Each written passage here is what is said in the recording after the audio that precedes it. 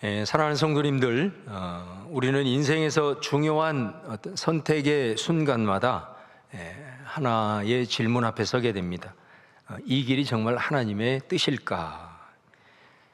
특별히 어떤 결정을 앞두고 기도할 때는 더더욱 그렇습니다. 마음에는 분명한 부담이 있고 또 해야 할 방향이 보이는데 동시에 어려움이 예상이 됩니다. 앞길이 순탄해 보이질 않습니다. 그러면 우리 마음속에 두 가지 목소리가 들립니다. 한쪽에서는 힘들 것 같으니 멈추는 게 맞지 않을까? 또 다른 한쪽에서는 그래도 이것이 옳은 길 아닌가? 문제는 여기서부터 시작이 되는 거죠. 우리는 종종 어려움이 보이면 하나님이 막으신다 이렇게 생각을 합니다.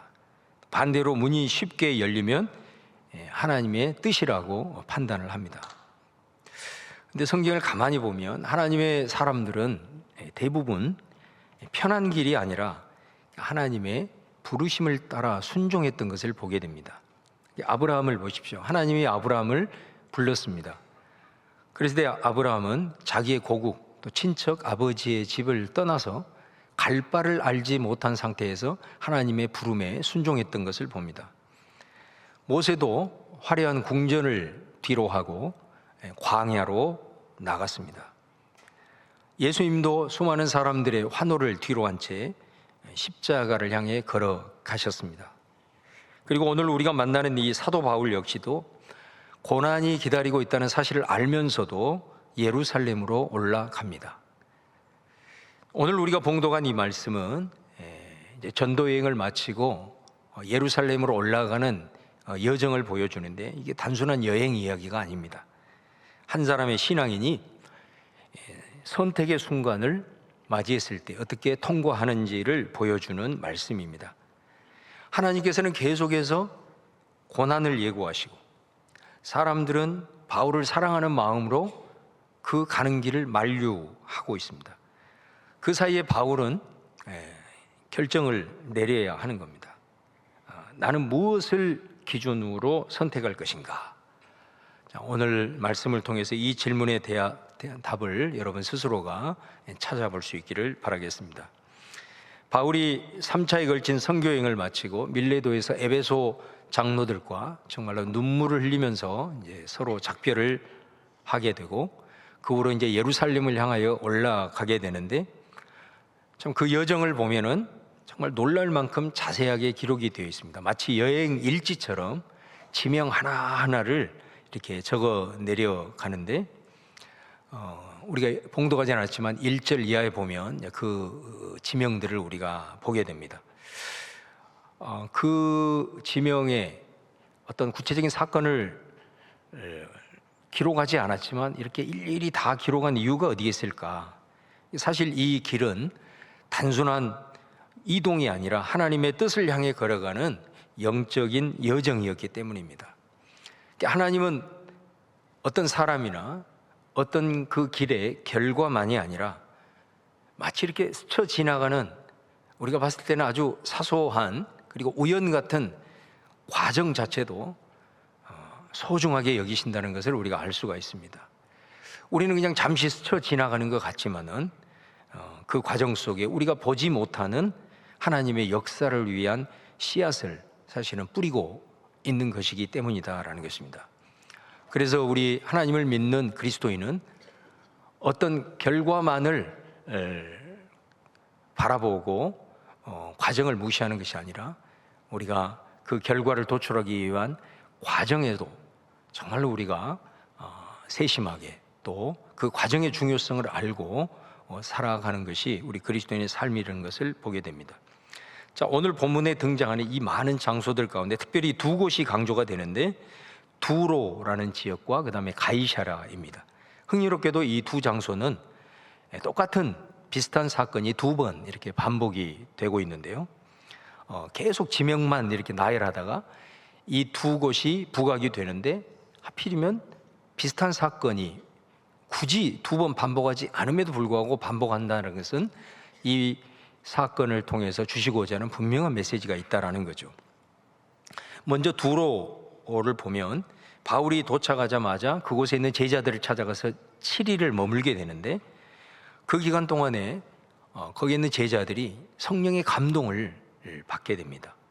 21장 4절에 보면은 그들이 성령의 감동으로 바울더러 예루살렘에 들어가지 말라 하더라. 그 제자들에게 성령님이 감동을 한 거예요. 그 감동을 받고 이 제자들이 이제 바울에게 말합니다. 아무래도 예루살렘에 올라가지 않는 것이 좋겠다. 이제 바울이 그곳을 떠나서 가이사랴로 이제 가게 됩니다. 그곳에서 바울은 이 전도자 빌립이라고 하는 사람의 집에 거하게 되는데, 그때 하필이면 사도행전 11장에 예루살렘에 큰 흉년이 있을 것이다 라고 예언했던 아가보, 그 예언은 그대로 성취가 됩니다. 그 유명한 아가보가 이 빌립의 집에 오게 됩니다. 그리고 바울이 있는 앞에서 일종의 예언 행위를 하게 되는데, 바울의 허리띠를 풀어가지고 자기 손발을 묶으면서 11절에 성령이 말씀하시되 예루살렘에서 유대인들이 이띠 임자를 결박하여 이방인의 손에 넘겨주리라, 이렇게 말을 합니다. 그러니까 바울이 예루살렘으로 올라가는 그 여정 속에서 굉장히 힘든 일을 겪을 것이다 라는 것을 성령님께서 아가보를 통해서 말씀을 하는 거죠. 이 직전에 두로에서도 제자들이 받은 감동이 동일했습니다. 바울의 예루살렘으로 올라가는 길이 매우 위험할 것이다 라는 거예요. 그래서 그 성령의 감동을 받고 제자들의 반응은 한결같았습니다. 그건 뭐냐? 그러므로 예루살렘에 가지 않는 것이 좋겠다. 성령께서 예루살렘에 올라가는 그 과정이 힘들고 올라가서도 이렇게 위험하니 결과적으로 우리는 거기를 가지 않았으면 좋겠다 하고 바울을 간곡하게 권면을 하는 겁니다. 그러니까 성령은 바울의 여정에 고난이 있을 것이다 라고 얘기를 하고, 그 성령의 감동을 받은 사람들은 그러니 가지 말아야 된다, 이렇게 이제 결론을 내린 것이죠. 여러분, 우리도 종종 이 제자들과 같은 상황이 되면은 이런 입장을 자연스럽게 우리도 나타낼 때가 많습니다. 무엇입니까? 어려움이 보이면 하나님의 뜻이 아닐 거야. 고난이 예상되면 빨리 방황을 받게 할 거야. 문제가 생기면 이미 그 길은 틀린 거야. 뭐 이런 생각입니다.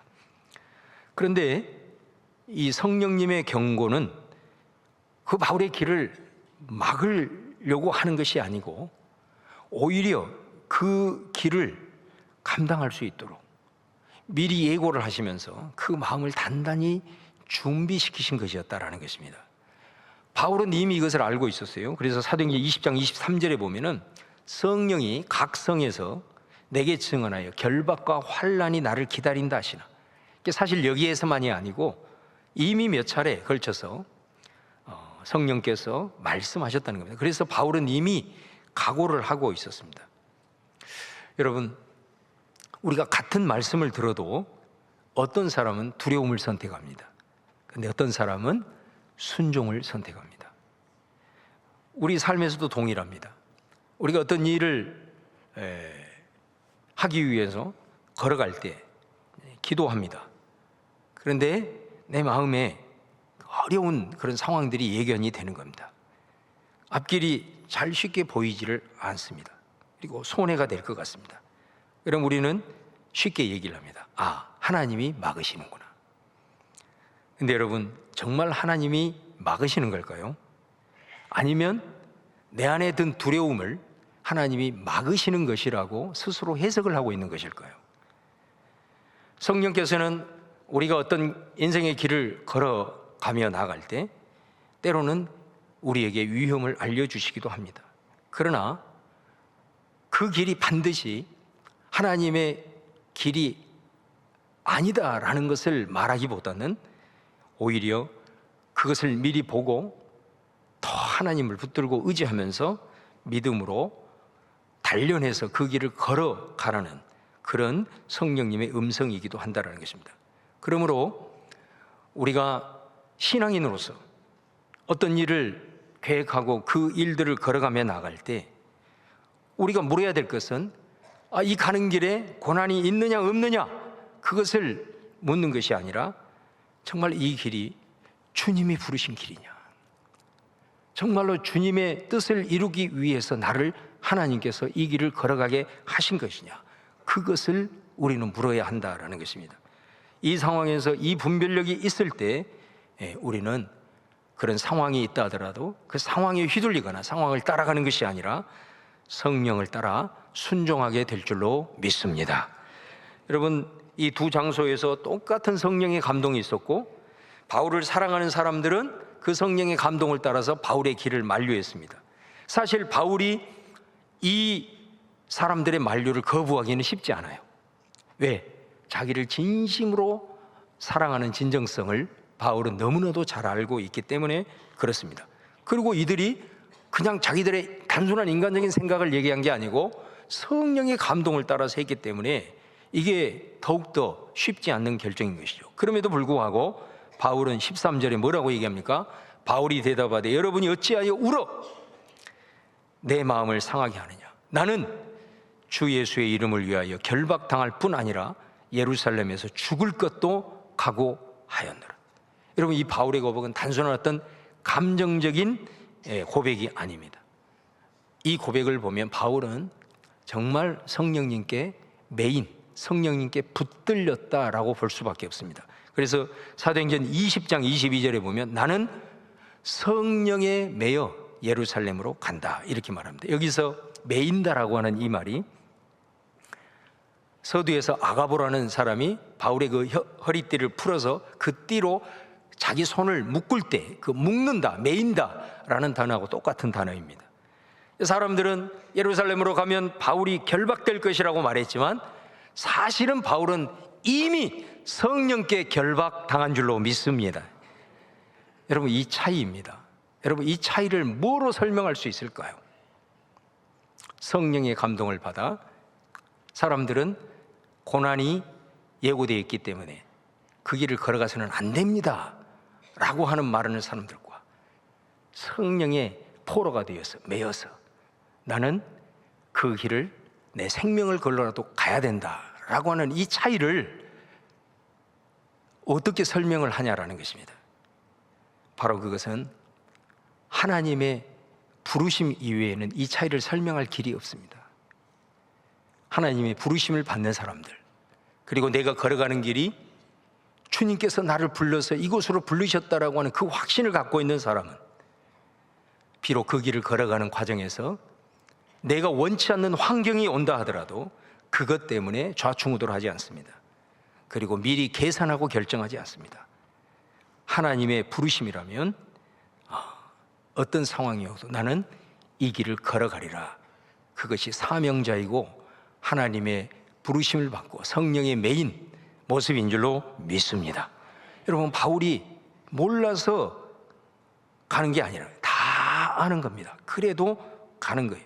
사실 여러분, 예수님도 마찬가지예요. 예수님께서도 예루살렘에 올라가기 전에 제자들에게 똑같은 말씀을 3번 하시는데 그 내용이 뭐냐면 내가 예루살렘에 올라가면 고난을 받고 결국은 내가 죽임을 당할 거다. 그때 베드로가 예수님을 붙들고 말립니다. 주여, 그리 마옵소서. 예수님에게는 절대로 그런 일이 일어나지 않을 겁니다. 인간적으로 보면은 가장 예수님을 생각하고 예수님에게 가장 충성스러운 말 아닙니까? 그런데 예수님은 뭐라고 얘기하냐? 사탄아, 내 뒤로 물러가라. 이렇게 말해요. 예수님 왜 이렇게 극단적인 표현을 했을까요? 베드로가 고난을 막으려는 생각 속에 하나님의 구원 계획을 가로막는 인간적인 사고가 그 안에 들어있기 때문입니다. 사실 그게 맞거든요.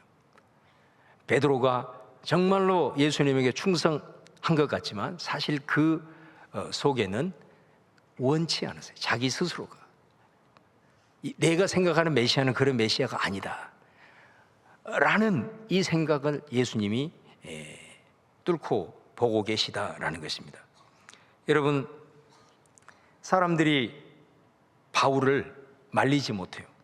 그래서 14절에 뭐라고 하냐? 그가 구원함을 받지 아니하므로 우리가 주의 뜻대로 이루어지이다 하고 그쳤노라. 제자들이 깨닫는 거예요. 아, 이것은 우리가 생각하는 것처럼 무모함이 아니구나. 이거는 부르심에 대한 순종이구나라는 것을 성령께 매인, 그리고 그렇게 선포한 바울을 보고 깨닫게 된 거예요. 이건 바울의 어떤 고집이 아니라 이것은 철저한 부르심에 대한 반응이구나라는 것을 그들이 깨닫게 된 겁니다. 저는 이 말씀을 보고 묵상을 하면서 이 바울의 모습을 보고 하나님의 마음은 어땠을까 하는 생각을 해보았습니다. 그리고 곰곰이 하나님이 이 바울의 모습을 보고 어떤 생각을 하셨을까. 제가 묵상한 바로는 우리 하나님이 이 바울의 모습을 보고 참 감동하셨을 것 같습니다. 마치 하나님께서 바울을 보시고, 바울아, 나는 너를 믿고 있었다. 다른 사람들은 이 상황이 되면 그 길을 다 내려놓고 포기하고 때로는 변명할 수도 있겠지만, 나는 네가 끝까지 이 고난의 여정을 걸어갈 것이라고 믿고 있었다. 그 하나님의 마음이 느껴지는 거예요. 여러분, 요한복음 2장에 보면 예수님이 예루살렘에서 많은 그 기적들을 일으키고 권위 있는 가르침을 하게 될 때 사람들이 성경에 보면 이렇게 말합니다. 예수님이 행하시는 일을 보고 예수님의 이름을 믿었다, 이렇게 말합니다. 근데 그 다음 구절에 보면은 그러나 예수님은 자신을 그들에게 의탁하지 아니했다, 이런 표현이 나옵니다. 여기서 이 의탁하다라는 말은 믿다라는 말입니다. 그러니까 사람들이 예수님을 믿었으나, 피스티오, 헬라어로 예수님이 자기를 그 사람들한테 의탁하지 않았다, 피스티오, 똑같은 단어예요. 그러니까 사람들은 예수님을 믿었어요. 그런데 예수님은 그들을 믿지 않았다는 겁니다. 거기에 뭐라고 표현하냐? 예수님은 그들 속에 친히 어떤 생각을 갖고 있는지를 예수님은 다 보고 계셨다, 그렇게 성경은 기록하고 있어요. 여러분, 우리가 하나님을 믿습니다. 그런데 하나님은 우리를 믿지 않을 수 있어요. 저는 우리 성도님들이 우리가 하나님을 믿는 것처럼 하나님이 여러분을 믿는, 하나님이 여러분을 신뢰하는 그런 믿음들 되시기를 주의 이름으로 축원합니다. 하나님이 우리를 믿어야 우리는 사명의 길을 걸어갈 수가 있는 거예요. 우리는 하나님을 믿으면 구원을 받겠지만 하나님이 우리를 믿어야 주의 뜻을 이룰 수 있어요. 주의 사명의 길을 걸어갈 수가 있다는 겁니다. 얼마나 엄청난 말입니까? 우리는 하나님을 믿는데 하나님이 우리를 안 믿어요. 오늘 이 바울의 모습은, 바울아, 모든 사람이 나를 믿고 내 길을 걸어간다고 할지, 인생의 고난 앞에, 시험 앞에 그냥 순간순간 무너지고 뒷걸음질 찌지만은 너는 어떤 순간 속에서도 신실하게 그 길을 걸어갈 줄로 나는 믿고 있었다. 적어도 우리가 이 세상에 와서 하나님의 사람으로서 걸어갈 때에 하나님으로부터 이 음성을 들을 수 있어야 하지 않겠나. 오늘 이 도전 앞에 함께 믿음으로 반응하며 나가는 여러분 되기를 주의 이름으로 축원합니다. 하나님은 오늘도 저와 여러분을 부르시는, 삶의 자리로 부르고 직장의 현장으로 부르고 우리의 일상으로 부르고 우리의 가정으로 부르고 교회 안에서 내게 주어진 직분으로 부르는 겁니다. 그 부르심에 합당하게 순종하며 나아가는 우리 번양의 가족들 되기를 축원합니다. 서두에서도 말씀드렸듯이 많은 성도들이 신앙생활을 하면서 어떤 공식처럼 가지고 있는 편견, 일이 잘 풀리면 하나님의 뜻, 어려움이 생기면 이게 뭔가 잘못된 것, 문제가 생기면 하나님이 막으시는 것, 그래서 인생의 고난이 찾아오면, 시험이 오면 뭐라고 말하냐? 내가 하나님의 뜻에서 벗어난 것일까? 이건 하나님이 원하시는 길이 아닌가? 이렇게 너무 쉽게 단정을 해버린다라는 거예요. 오늘 본문은 우리에게 전혀 다른 메시지를 던지는 거예요. 바울이 예루살렘으로 여러분 가는 길이 잘못된 길이었습니까? 아니잖아요. 오히려 가장 정확하게 하나님의 뜻 가운데 있었던 길이었다라고 성경은 말하고 있습니다. 예수님도 마찬가지예요. 우리 예수님은 하나님의 뜻에서 단 한 번도 벗어나신 적이 없어요.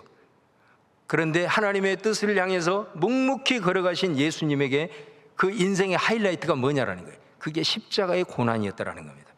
만약 우리가 하나님의 부르심을 받고 그 과정을 뚜벅뚜벅 걸어가는 과정에서 내게 닥치는 고난이 하나님의 뜻이 아니라면 여러분, 십자가가 구원이라고 우리는 말할 수 없습니다. 바울도 마찬가지예요. 성령께 붙들림을 받는 삶을 살았지만은 이 3차 선교 여행을 마치고 그의 이 여정의 마지막이 뭐예요? 예루살렘의 감옥에 갇히는 거예요. 감옥에 갇히는 거. 그런데 여러분, 우리가 결과적으로 바라보게 될 때 바울이 그렇게 가고 싶었던 그의 마지막 여정지가 어디입니까? 로마거든요. 로마. 근데 여러분, 바울이 로마를 어떻게 가게 됩니까? 감옥에 갇혔기 때문에 로마에 가게 됩니다. 물론 이것이 아니고도 갈 수 있는 길이 있었겠지만 죄수의 신분으로 100명의 군인을 거느리는 백부장의 보호를 받으면서 로마에 입성하게 되는 걸 보게 됩니다. 그러므로 여러분, 우리가 왜 하나님께서는 그러면 이 사명자들에게, 부르심에 반응하는 자들에게 이렇게 때로는 감당할 수 없는 고난과 여러 가지 시험을 우리에게 허락하냐? 성경은 여러 가지 이유를 보여주지만 오늘 본문에서 드러난 한 가지, 분명한 한 가지는, 고난은 우리의 부르심의 길, 사명을 막고 무너뜨리는 것이 아니라 오히려 그것을 통해서 사명을 드러내는 통로가 된다라는 것을 말씀하고 있습니다.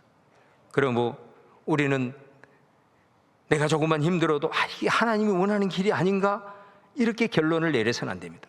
사역이 어려워지면 멈추고, 관계가 힘들어지면 포기하고, 헌신이 부담이 되면 뒤로 물러서는 이런 모습이 아니라 오늘 말씀을 통해서 복음이 우리에게 보여주는 길, 주님을 따르는 길 위에서 주님의 부르심을 받는 그 확신을 가지고 내가 걸어간다라고 했을 때 거기에서 다가오는 시험들, 거기에서 다가오는 고난은 절대로 의미 없는 고통이 아니라 오히려 그것이 하나님의 나라를 이루는 수단이 되고 통로가 되고 과정이 된다라는 것을 확실히 믿음으로 취하는 여러분 되기를 주의 이름으로 축원합니다.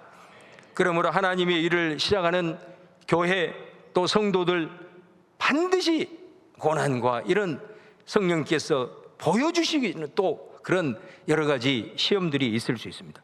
그러나 그런 상황이 찾아올 때마다 물러서고 주저앉는 사람, 공동체는 결코 하나님의 나라에 큰 일을 감당할 수 없습니다.